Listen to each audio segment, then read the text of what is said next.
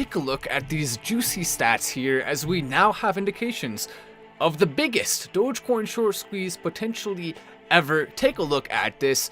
Now we have seen nearly 90 million in liquidations just over the weekend, which is of course unusually more. Now to put that into perspective, around 52 million of those liquidations were from people who were shorting Dogecoin. So we've already seen some of this short squeeze being orchestrated, and there's a lot more that it can potentially go. So right now, the people who are thinking they're better than everyone else, who are calling Dogecoin names and pretending like it can never reach $1, those people, a lot of them, are shorting Doge. And also, a decent number of people are long on Doge, but we're more focused on the people shorting it right now, because that is what's going to potentially lead to the next major run for Dogecoin, even potentially sooner than the moon landing, which I expect can send Dogecoin, and will, to over $1, hopefully by the end of the year, based on when the moon landing happens. That's my prediction. But that's a heck of a lot of people who have had to liquidate their shorts, who they didn't think Dogecoin could ever spike again. Now though, they're of course having to come and pay the piper. Basically, if you don't understand how, you probably do, right? But if you don't, just in case you don't, if you're newer to trading, basically the way that this works is you can either bet that Dogecoin is going to go down, or if you're going long on it, you're betting that it's going to go up, and you can basically increase the amount that you're betting more than the amount that you actually put in money-wise, if that makes sense. And so when people are betting it's going to go down and it goes up, then they eventually will say, okay, I have to sell, right? If you say Dogecoin is going to go down and it's at 5 cents right now, and then it goes up to 15 cents, well, now you're down 3 times that. So you lost 3 times more money than you had the ability to make. And so as a result, you start to think, oh, what if it goes up even higher? I may have to liquidate that because I can't risk losing 10 times the amount of money I have. And so that's where these short squeezes come from. And so right now, we're in a position where we could see another massive one. Now, fortunately for the market sentiment, most people are long. 65% of people on OKEx are long on Dogecoin. 54% are long on Binance. 54% are long on FTX. And so a lot of people confident long-term in Dogecoin. But there are still a decent number of people who aren't. And more than not, people are having to liquidate shorts rather than liquidating if they're long, which is a very positive sign to see, and it could lead to the next big run, like I'm saying. So we'll continue monitoring this. Make sure, no matter what you do, subscribe with notifications on. You're going to want to stay updated in real time and see exactly what's happening with Dogecoin, the important stats, facts, information. I also talk about other cryptocurrency news and other major global news, especially in regards to Elon Musk. So if you want to stay updated on all of that, subscribe, notifications on, very important. I can also help you to make more money in the market. If you like money, might as well subscribe. I mean, who doesn't, right? But here's another interesting chart. By the way, if you're new to the show, if you're just watching because of all the energy, because of Elon Musk and Twitter, let me go ahead and give you an idea of kind of some of the things we do here. So one of them is we look at graphs. My favorite thing to do, look at graphs, look at charts. I'll find all the best charts on all of the internet because I spend hours and hours and hours preparing for each show. Basically, I spend all day some days preparing for just this one show that's going to last between 11 and 20 minutes. On most shows. Sometimes it'll go a little longer, sometimes a little less, but I spend all day preparing. I look at all the information, I find all of the best stuff and the most important and relevant stuff, and not only will I give it to you, but I'll also give you my insight on it, and I happen to have a decent amount of that because I've been in crypto for a long time. I've been trading, making a lot of money from that, and so I know how all this stuff works. I understand how sentiment and everything plays a role because I'm also paying attention on social media all day, since that is my full-time job. You may see me, in the last few days, I've been posting like 10 tweets a day. I've also been looking at hundreds of tweets per day, so I see what everyone thinks, I see what everyone is saying, and I also see all the information as it comes out. And so as a result, I can put all that into the machine up here and make you a good show, hopefully. But anyway, without further ado, I don't know what I was talking about. I was going on and on about some dumb thing no one cares about.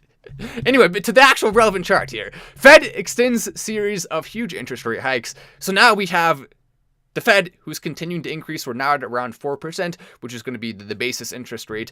And so 75 basis points basically just means 0.75%, so close to an entire percent. They don't want to go all the way to percent because that could lead to different sentiment. But basically, here's something fascinating.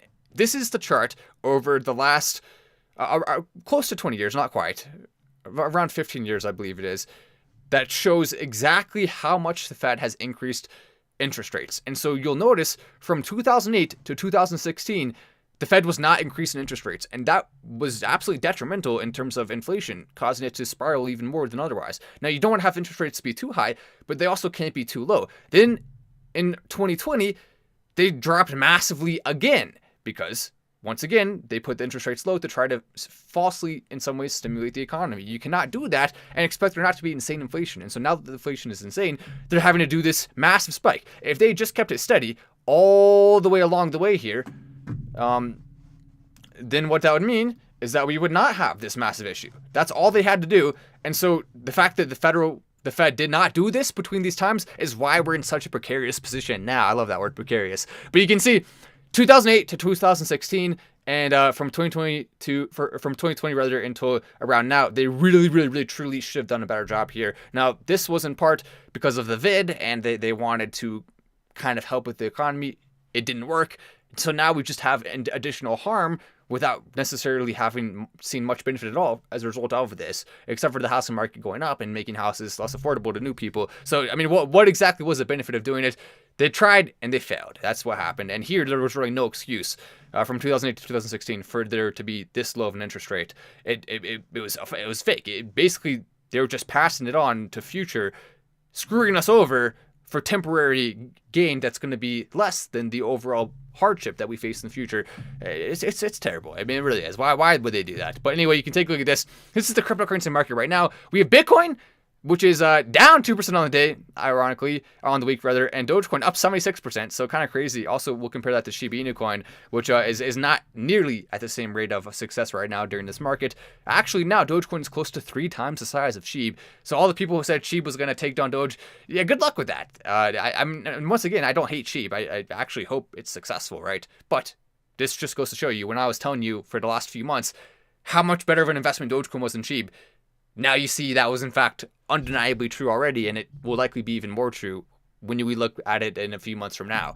So that's exciting to think about. Also, there's a huge opportunity with mining right now. I don't think people realize, a lot of people think when it comes to mining that, oh, well, I missed it. Oh, dang it, I missed it. Actually, this is one of the best times ever to get into crypto mining. So I actually have a few stats here that I can show you, which are pretty insane. So the L7s, which are what you use to mine Dogecoin, around 25K, and I have it on my phone here just to make sure I say these right. 25K is now around 13K or so for an L7 to mine Dogecoin. And that 25K was like a year ago. So you actually would make more profit if you bought now than if you bought a year ago over the long run. That's crazy to think about because you're now half the price, but the amount you're bringing in is going to likely increase as Dogecoin goes up. So it's a way smarter thing now that you're going to be buying something like the L7 and starting mining. Then when it comes to Bitcoin and other miners, so we see S19, it was around 15K or more at the peak of the bull market. Now it's around 5K. So a very good time to get into Bitcoin mining. Then we also have GPUs around 1500. Now they were they were around 1500 to 3K then, and now they're around 400 to 600 each. So a massive decrease for GPUs. And keep in mind, you can mine multiple different coins with these and make a lot of money. And so that's why I saw this. And so that's why I decided I partnered with one of the top miners in the United States to bring you one of the best mining opportunities I think that's ever been brought forward. Basically, I want to make sure all of us in our community can participate in this and make a ton of nice decisions mining-wise over the long haul. So that's why I'm bringing this now. I'm bringing it right now to the community that is part of the inner, I guess you'd call it is it inner community? I don't know what it is. But basically, if you're part of mattwallace.io, if you're part of the Patreon, you're going to get access to joining this. And there is a limit. Once it's reached, we are not going to have the ability to have any additional people coming and joining in. So basically, we just want to capitalize on it as much as we can during this market. And it's already, you'll be surprised, based on the current projections at the current prices, based on the cryptocurrency that will be mined, you could make your money back in like 3 years. You would think, right? It would take longer than that. 3 years, that's it. And it could take a little bit longer, it could take a little bit less. You can't. That's just a random prediction, or not random, but it's just a prediction, right? It's not guaranteed. And so as a result of that, we could see potentially everyone who's joining in on this having the ability to see not only that, but significantly better. Because what if we see a massive crypto spike and we were able to purchase miners for that super cheap price, and then crypto goes to the same level and you have a bunch of miners, boom, now you're golden, you're making insane profits. And that's what we're predicting is going to happen, a major crypto spike. And so you combine the opportunity of the prices with that, and there's really never been a better time to get into cryptocurrency mining than right now, besides if you got in super early, right? But at least within the last few years, there's arguably not a better time than now to get into it. Also, we have electricity. because the guy I'm partnering with, not only is he one of the top miners, he also owns one of the largest electrical contracting companies in the United States. He's a very successful dude, if you haven't gathered yet. So I'm very happy. I'm actually honored, I would say, to be partnering with him. But just to go further on that, we have electricity costs that are down low. And so you're really, if you have not joined mattwallace.io or patreon.com/mattwallace yet, pick one of those. If you already have a Patreon, you can do that. If you don't, I'd recommend the website. Either way, you get access to it. And you're going to want to join the higher tiers for access to things like crypto picks in the future at first rate and all sorts of other stuff, and access to our top level Patreon, or our top level Discord group rather, which you only get access to at that level. So I highly recommend you come and join it. Once again, you do have to do that quickly, because this opportunity, once all the slots are filled up, it will not be able to go further, and that's based on restrictions legally. So it literally can't go further than that level. So that's just something to keep in mind. But now we'll go back to the news here for a second. Russia plans to allow mining of any cryptocurrency, lawmaker unveils. So even Russia is trying to now to get into crypto mining. They see the opportunity, they see how profitable it is, and they want to be really ramping it up. Now, arguably that's a negative, right? Because Russia's doing bad stuff right now. But at the end of the day, that shouldn't discourage anyone else from participating in mining because Russia's doing it. It just goes to show you even further why now's a good time to get into it. This is one of the ways they're trying to get around their economic woes and the hardships they've been facing as a result of the world basically shunning them because of what Vladimir himself is primarily responsible for, but what the country as a whole did. Even though I want to make sure to distinguish, I always say this whenever I talk about this, the people in Russia should not be, I think, held responsible fully. Many of them, none at all, right, for what happened. There's many good people in Russia who are not at all deserving of this, but at the same time, everyone is on the ship, and if the ship is going down, everyone's going to sink with it. And so that's just the way it works. It's unfortunate for those individuals who are not on board with this happening, but I mean, it's hard to have any other course, because you cannot have countries just going around willy-nilly and invading other countries. That's bad, right? And we all can agree on that. So we don't want that to happen. Speaking of things we can all agree on, Elon Musk's roast of AOC was just hilarious. Now, I always put the disclaimer whenever I talk about politics. I don't normally do that. I think right now we are in a position where there's very few politicians who are Democrats and very few politicians who are Republicans who actually are doing a good job on any of the important things. And so because of that, I am not someone who's really one side or the other. I'm very much a centrist who tends to lean some directions in this way, some directions in that way. But for the most part, I really care about two things: the federal government, the economy, and foreign policy, because that's all that truly federal government has control over that affects people's lives. Now, it's not to say all the other issues aren't important. They just aren't something that the federal government needs to have a responsibility over at a high level. And so one of the people who arguably has the worst ideas when it comes to economy is AOC. And if you like her, I'm sorry, it's just true. I mean, you probably don't like her because of her economic stuff. You probably like her because of other stuff, and that's okay. The other stuff she supports, it's okay to like her for that if you want. All I'm saying is, at a federal level, her policy ideas when it comes to the economy would not work. They just simply wouldn't. That's a fact. And if you disagree with that, well, I'm sorry to say it, but you are wrong. So hopefully you don't. Hopefully most of us can agree that that's the case, because it is, and then we can move forward based on that assumption and then have fun roasting AOC. So I said for just $8 a month, you can stop AOC from making spelling mistakes, because AOC's been roasting Elon Musk nonstop for what Elon Musk said about. Elon Musk has basically just over and over again tried to propose ideas for Twitter, and so Alexandria Ocasio-Cortez is just trying to roast him for that. It's not necessarily going over super well for her. Some people support her, of course, but those are the people who already did. She's getting ratioed on some tweets as well, which is interesting. But I said for just $8 a month, you can save AOC from making spelling mistakes today after she misspelled "buy" in this tweet. Basically saying that she was informed by text that she's gotten under a certain billionaire's skin. He's having fun with it. It doesn't really seem like you're under his skin. But anyway, I posted this. So she was basically trying to roast Elon Musk for what he's doing with Twitter. And then I said Elon Musk created high-speed internet available across the entire globe, made rockets that can land themselves, including Starship, especially the largest flying vehicle in the world that can land itself. Truly insane. Made and revolutionized electric cars. He revolutionized the entire industry for electric cars. Solving paralysis is something he's working on right now that I think he could potentially solve relatively soon through a brain chip. Solving traffic with tunnels. Now that last one is arguably the most contestable because he hasn't fully done that yet. But still, though, I added it on there for fun. And then AOC bartending. And look at that. We got 3,600 likes on this. People enjoying that sentiment. Because at the end of the day, AOC does not know what she's doing when it comes to the economy and foreign policy. She just simply doesn't. And that's not to say there are some Democrats who are actually good when it comes to this. There are some Republicans who are actually good when it comes to this. AOC is certainly not one of them and deserves all of the roasting that she gets, especially now that she's trying to call Elon Musk, who's literally just trying to make the world a better place. So it's kind of ridiculous. I mean, oh yeah, sorry guys, we need the roast music. You know what? I can pull out the roast music for AOC. I think that warrants the roast music here. So we'll go ahead and look at a couple of her tweets here. First of all, oh my gosh, let me go ahead and roast her here. I'll pull out the roast music so we can roast AOC along with Elon Musk. Have some fun with this, and we'll see. We'll see if I can. Let me go and pull this up. The roast music. We need the delicious roast music for this roast. There it is. I found the roast music.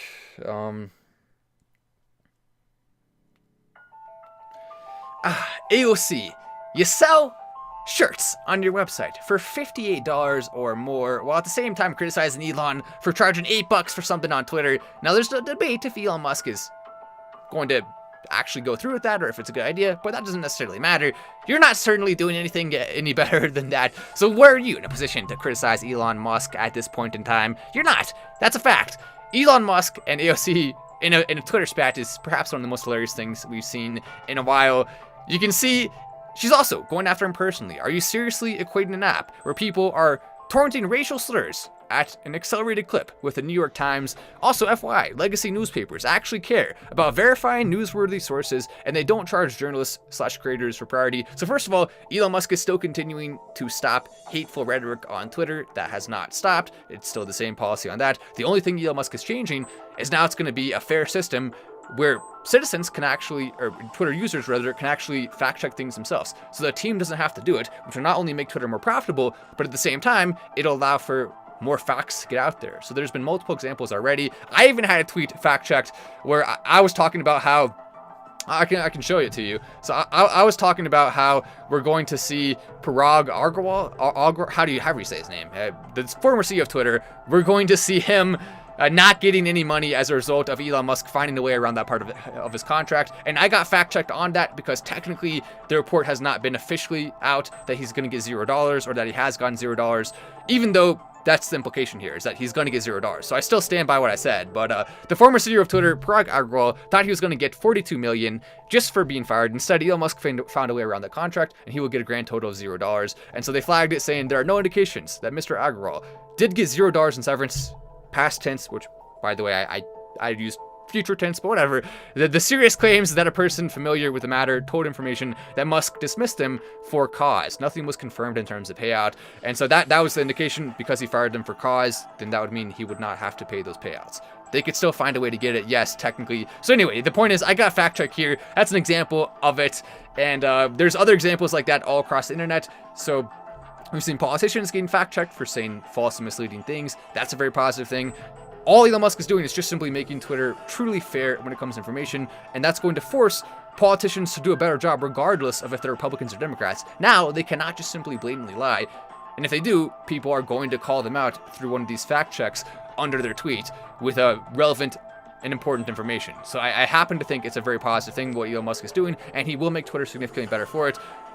We can still debate over and over and over again, is $8 a month good or not? Is that actually going to make Twitter more profitable or not? There's a lot of different ways to look at it, but regardless of all of that, he is still making Twitter better, period, at the end of the day. And so that's definitely nice to see. We don't know what Elon's master plan is. I mean, he could change it. It could be different than what we're expecting, and so it's just something to consider. Someone said she wants everyone to buy Doge to the moon. Okay, if AOC starts accepting Dogecoin on our website, you know what? I think that would be a big plus in the column of AOC.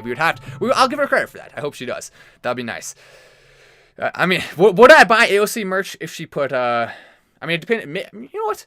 I wouldn't roll it out. If AOC accepted Dogecoin for merch, maybe, just maybe, I'll make an AOC merch purchase just to support Dogecoin acceptance. Yes, I like Dogecoin acceptance a lot, if you haven't noticed. But we'll see. AOC got wrecked, says Ultra MF, and then we have Elon, thank me later, says Logan, and Yella as well coming in for, I don't know what that means, from Emma. A lot of interesting comments there. So I'll be around to double my money at 20 cents, says OSD, and XRP to the moon, says Diamond. So pretty random comment section today. Not a lot of uniformity at the moment. Oh, someone said COC update. So right now, COC, they were initially planning to really go hard with the CASINO. Now, though, instead, they're still open to that. They're still looking for ways to do that. They're focusing instead on really just having a cool place to hang out virtually. They're focusing on other games and stuff like that, and integrations through just simply partnerships with games and stuff. So they're doing cool stuff. It's yet to be determined if we'll actually see the CASINO coming out. I hope so. And once again, it is possible. There are ways to make it happen that they've set up. It just requires a couple things to come true first in the way of funding. And so that's the thing that's being weighed on for that. But still, though, I think COC can be successful without that. It doesn't need that. It just has to find other investors through other ways. And through a bull market, the tide will rise all ships. And so I think that's the important thing to remember there. And certainly, especially with the name COC, which is a hilarious name, it could certainly be one of the ones that goes up just on name alone. And with the other stuff, that just adds on to it, right? So we like that indeed. But yeah, there's no question Twitter's gotten way more interesting and fun. And, you know, so is YouTube. I think our show is way more interesting and fun now than it ever has been, right? We're having a good time. Matt, is it true that the highest Doge can go is $7? No, it can go higher than that. I mean, why do you say that? Oh, because of my video, is that what you're referring to? No, it can go higher than $7. $7 was my prediction of one of the high sides targets that we could see for Dogecoin within the next few years. And that is based off of the market cap comparison to Bitcoin. And if Dogecoin could potentially see a massive surge to try to compete with Bitcoin. That's what we want to see, right? But anyway, I'm Matt Wallace. This is Final Stand. Someone said AOC loves COC. Oh, if she invests in COC, you know, that'll be another big plus in her column. It's a cryptocurrency if you've never heard of it before. But anyway, I'm Matt Wallace. This is Final Stand, and I'll see you in the next video.